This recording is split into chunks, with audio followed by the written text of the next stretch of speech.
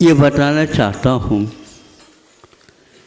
सर्वप्रथम किसी भी प्रकार से शरीर में आदि व्याधि होती, उसमें भी कोई भी आदि व्याधि हो सकती है।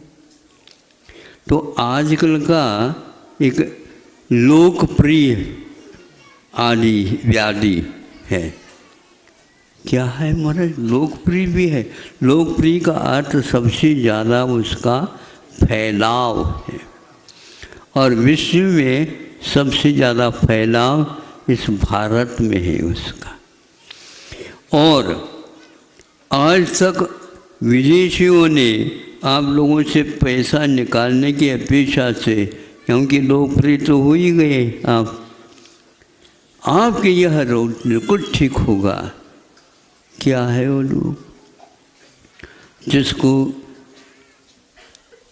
एक प्रकार से मधुमेह बोलते हैं ना, हाँ, शुगर की बीमारी, डायबिटीज या इंग्लिश में, क्योंकि कुछ लोग तो हिंदी और वो जानते ही नहीं, क्या कर सकते हैं, और हमें इंग्लिश आते हैं। हम कैसे बताए? फिर भी उनका ये प्रचार आज तक सुना हमने भी, क्योंकि 50 वर्ष से यह व्रत देना अपना काम तो होता, आते हैं इस प्रकार के देते हैं। अब उसमें एक डॉक्टर भी आए, जिस रोग की बात मैं कह रहा हूँ उस रोग से वो भी ग्रसित है, और वो दूसरे के लिए दवाई भी दे रहे हैं, और स्वयं के लिए वो विश्वास नहीं उसके ऊपर। पूछा हमने क्यों? महाराज यह सिद्धांत है, इस रोगों में ये रोग बहुत दीर्घ न समझे, बहुत कालीन चिकित्सा अपेक्षित रखता है, इसलिए। और दूसरा ये पक्का है कि इसमें 2 घंटे 1.5 घंटे इत्यादि की बार आप भोजन करते रहिए, ताकि इसका नियंत्रण बना रहे। इसका इलाज तो है ही। अब ये बात तो हमें पहले से बांध दिया उन्होंने, किंतु एक लेख पढ़ा था, वह यह है, जापान में यह वैज्ञानिकों ने सिद्ध किया है, अनुभव किया, जैसे उनकी पद्धति होती है अनुभव की सिद्धि की। 10,000 व्यक्तियों के ऊपर इसका प्रयोग किया उन्होंने। अब इसके ऊपर विश्वास रखो या न रखो, उनका ये कहना है उपवास के द्वारा यह शुगर की बीमारी नियंत्रण ही नहीं, ठीक हो जाती। अब हम आचार्य स्वामी समंतभद्र की ओर आते हैं, चूँकि रत्नगढ़ श्रावकाचार्य आप लोगों के लिए प्रिय है। हर एक श्रावक इसका आस्था के साथ अध्ययन करता है, और कथनचित वह अपने जीवन में इसका प्रयोग भी करता है, और घर में भी प्राय करके दादी इत्यादि के माध्यम से कथा अथवा यह रीति नीति सुनाई जाती। अपने यहाँ 11 प्रतिमा में 2 प्रतिमाएँ ऐसी हैं। दूसरी प्रतिमा में 12 व्रतों का उल्लेख विवेचन मिलता, अलग रूप से शाम अपने संलेखना भी है, और कोई उसी में मिला करके 12 व्रतों में लेते हैं। अब उसमें दूसरी प्रतिमा में एक प्रोषद व्रत है, एक प्रतिमा में एक व्रत है प्रोषद व्रत, और चौथी प्रतिमा में जाकर के प्रोषद उपवास है, प्रोषदोपवास। पुनः यहाँ पर भी प्रोषद और वहाँ पर भी प्रोषद, ये क्या मामला है? ये मामला सही यह है, मान लो आपने अर्थशास्त्र लिया, अपना विषय बनाए। अब मान लीजिए उस वह 3 साल में पूर्ण हो जाता है, तो 12वीं के बाद 1, 2, 3 इसमें वह पूर्ण हो गया, स्नातक हो गया। पहले वर्ष में भी वही अर्थशास्त्र चल रहा था, दूसरे वर्ष में भी वही अर्थशास्त्र चल रहा है, और तीसरे में भी वही अर्थशास्त्र चलेगा। इसके आगे भी पूछो तो स्नातकोत्तर, पहला प्रथम वर्ष है, क्या है, स्नातकोत्तर का। फिर इसके उपरांत ये हो गया। फिर भी और यदि विकास चलना चाहते हो तो आप उसमें शोध प्रबंध लिख सकते हैं। शोध प्रबंध से पूर्व में भी एक लघु शोध प्रबंध भी होता है। ये हाथ का हो तुम लोग, हमने सब सुनी बातें आपको कह रहा हूँ। आप लोग अध्येता हो, लेकिन उसकी भी लाज रखो, इतना पैसा खर्च किया। यह जिस प्रकार 12वीं के बाद से कितने हो गए, गिनो नहीं उंगली से। अब बताओ तो कितने, स्नातकोत्तर कितने वर्ष हो जाता है? हाँ, अब ये देखो पक्का हो गया। तो इसमें कोई अंतर है क्या? नहीं महाराज, बहुत अंतर है। अभी मैं सुने शोध प्रबंध, शोध प्रबंध के बाद भी और एक प्रबंध है। वो क्या है? वो मानद उपाधि मानी जाती है, ऐसा हमने सुना था। जो करते हो आपके सामने रख देता हूँ, जिसको डेलिट बोलते हैं आप, है ना। तो ये सब कक्षाएं हैं, उसकी कोई कक्षा नहीं होती, वह अंतरिक्ष में चलता है, उसका कक्ष ही ऐसा है।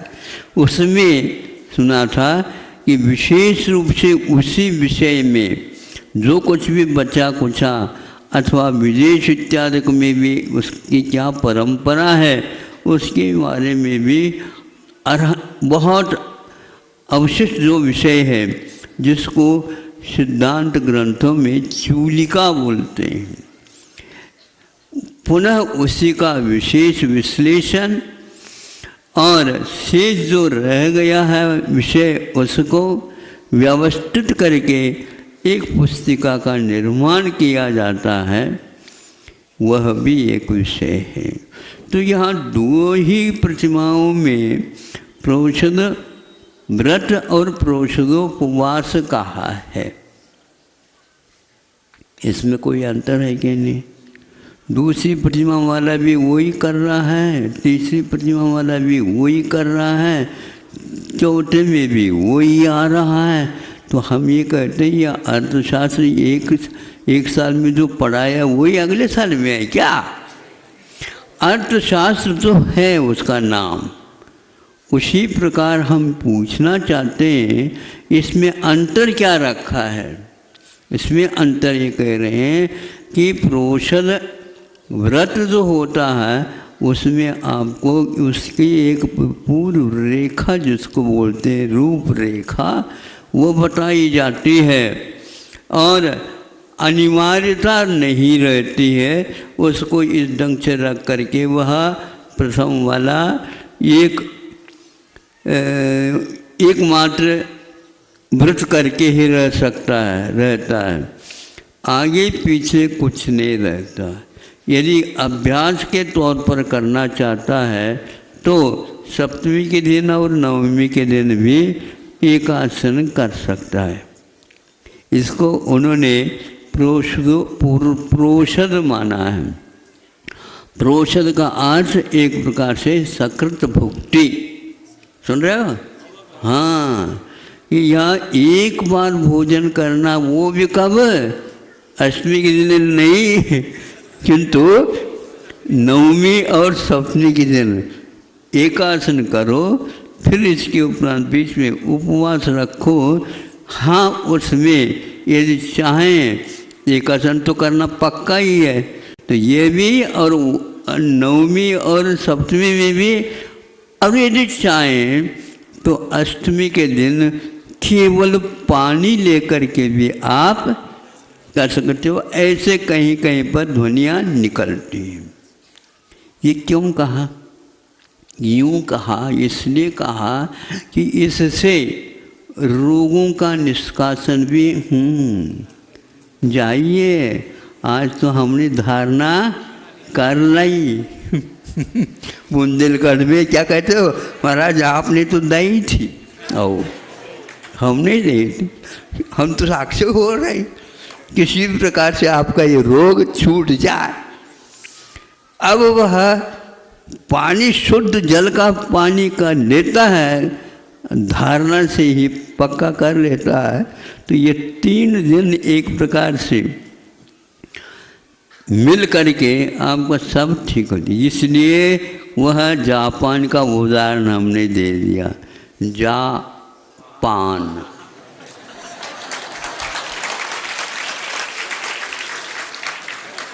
वहाँ पर भी आज चल रहा है, बहुत विश्वास के साथ चल रहा है। कुछ भी नहीं लो, सबसे अच्छा है, क्योंकि इससे शुगर नियंत्रित हो जाता है। आपको या रत्नगढ़ श्रावकाचार्य के ऊपर विश्वास है या जापान के ऊपर? वैज्ञानिक सूत्र है तो वो ही करो। हमारे आचार्यों ने पहले ही थीसिस लिखी और आज आप लोग पढ़ पढ़ करके वही व्यवसाय करने में लगे हुए हो। अपने आप को निरोग बनाना है क्या? नहीं। हाँ, सैंपल के गोली आ जाती हैं, सैंपल में दवाइयाँ आ जाती हैं, सैंपल में अपने मरहम पट्टी आ जाती, सारे उसी को खा लेते और पैसा भी बचा लेते। ऐसा हो रहा है। भारत को हुआ क्या? ये पागलपन ऐसे क्यों हुआ है? वहाँ से पहले वर्षों तक तो उसका नियम का पालन किया, वह और ज़्यादा गड़बड़ में आया। वह रोग तो ठीक होगा ही नहीं, किंतु वह आपका मरण से तो बचा देता है, लेकिन जीते जी मर जा, ये हो रहा है। साइड में, इनसाइड में कुछ भी हो, साइड इफेक्ट क्या अर्थ होता है सुंदर जी?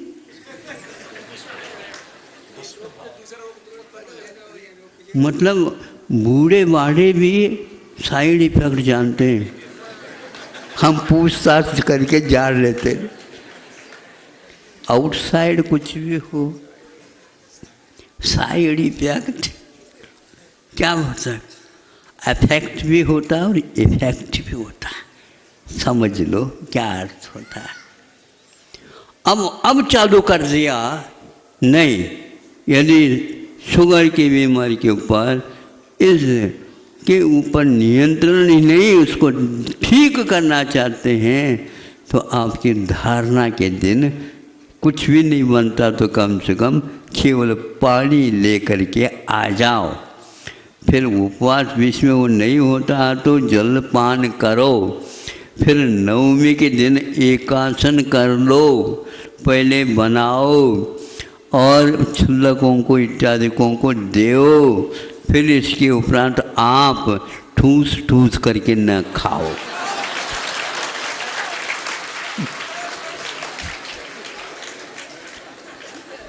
हमारी भाषा आपको समझ में आ रही? ओ, ये है भारत। अब यही दूसरी प्रतिमा चौथे में चले जाएंगे तो आपको सप्तमी के दिन एक आसन ही करना, और वह भी हल्का फुल्का। वह भी फुल्का कहने से पूरी नहीं, क्योंकि वो भी तो फूल थी। हाँ, तो वो नहीं मिलेगा महाराज। नवमी के दिन भी कुछ नहीं मिलेगा, सप्तमी के दिन भी कुछ नहीं मिलेगा, और बीच में देवता आ गई, उपवासी देवता। कैसे उपवास करेंगे? शक्ति कैसे रहेगी? सब शक्ति बिल्कुल बढ़िया रही। जैसे शास्त्रोक्त लिखा उसके अंदर करेंगे, पक्का है। इसलिए शास्त्र के ऊपर रखोगे विश्वास तो सम्यक दर्शन साथ चलेगा। और दूसरी प्रतिमा की असंख्यात गुणी निर्जरा ज़्यादा चलेगी। नहीं समझे, जिन्होंने इस व्रत को अंगीकार नहीं किया उसके ऊपर बैठने का आपको सौभाग्य मिलेगा। क्या चाहते हो?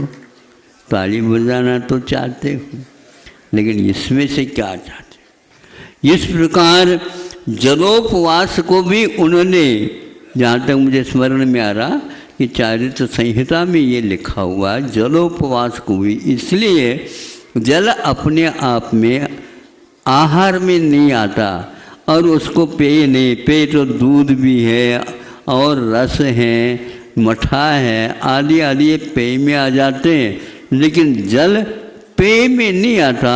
जो कुछ खाया पिया है उसको पचाने में अपना योगदान देता है, आपके नेत्र की ज्योति को सुरक्षित रखता है, और बीच में जो आपके भीतर जो घुस करके बैठी है सेना और आपके ऊपर राज सत्ता चलाना चाहती है, कान पकड़ करके वह बाहर निकाल लेता है।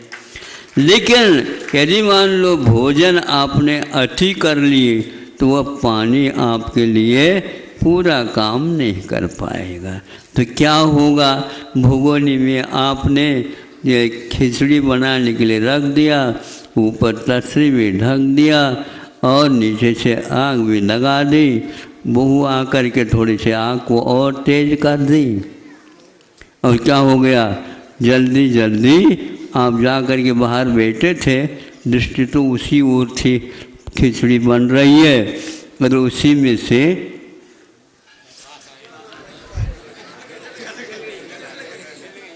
हाँ, हमारे यूं करने से आपको ज्ञान कैसे हो गया? मैं सोचता हूँ अब विज्ञान आपके पास आने वाला। हाँ, कैसे महक आ रही है? नहीं महाराज, बास अथवा बदबू। अब खिचड़ी पक गई। क्या हो गया? पक गई। भागते भागते आ गए, एक ही बार में समझ में आ गए तो बहुत अच्छा। तो पानी पे ले लिया आए और ऊपर से उसको पानी डाल दे। अब खिचड़ी क्या खिचड़ी, खाचड़ी ये हो गया। क्यों?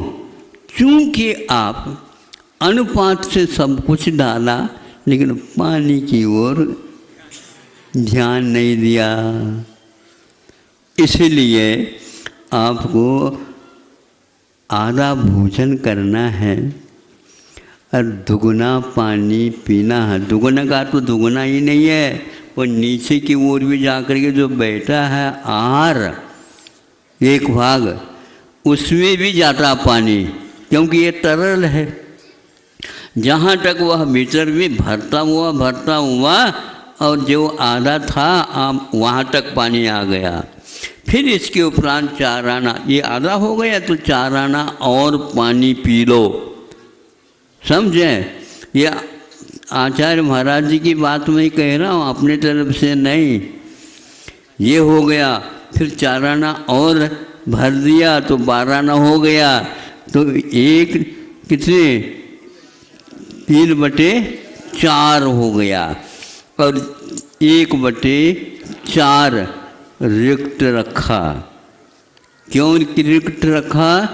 वह श्वासोच्छ्वास के लिए मदद कर सके। इसको आकाश तत्व बोलते हैं। सुन रहे हैं? समय आपका हो गया।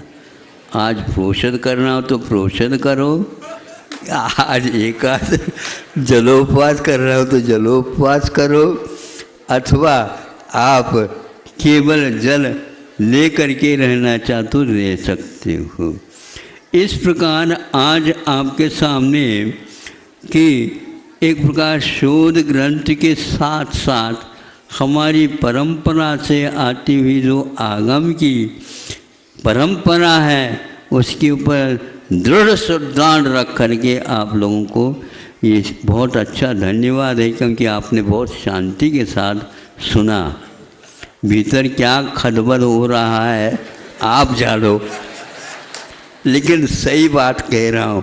इसलिए जिसने यह विश्वास किया था कि मधुमेह शक्कर की बीमारी ठीक नहीं होती, आप दवाई लेते रहो और उसका सप्लाई हमारे पास भेजते रहो, हम एक पाई नहीं चाहेंगे। सर्वाधिकार सुरक्षित वाली बात यहाँ पर नहीं है, लेकिन आप लोगों का भी कल्याण हो इस पक्ष से आचार्यों ने जो बात लिखी है हम ही लोगों के लिए लिखा है और उन्हें अपने कर्तव्य को उन्होंने पूर्ण किया। धन्य है यह आचार्य परंपरागत जिनवानी श्रद्धा का विषय नहीं, ध्यान देने योग्य। यूं ही श्रद्धान कर लो ऐसा नहीं चलेगा, इसकी ओर ध्यान रखो और अपने आरोग्य को सुधारो तो वैराग्य दिन दुगनी, आगे बोलो, रात चौगुनी। बिल्कुल इतनी यदि गुणित क्रम से होने लग जाए, मैं समझता हूँ ये वक्त छोटा सा वक्तव्य आपका कल्याण कर ही देगा और उसके साथ हमारा भी कुछ हो ही जाएगा।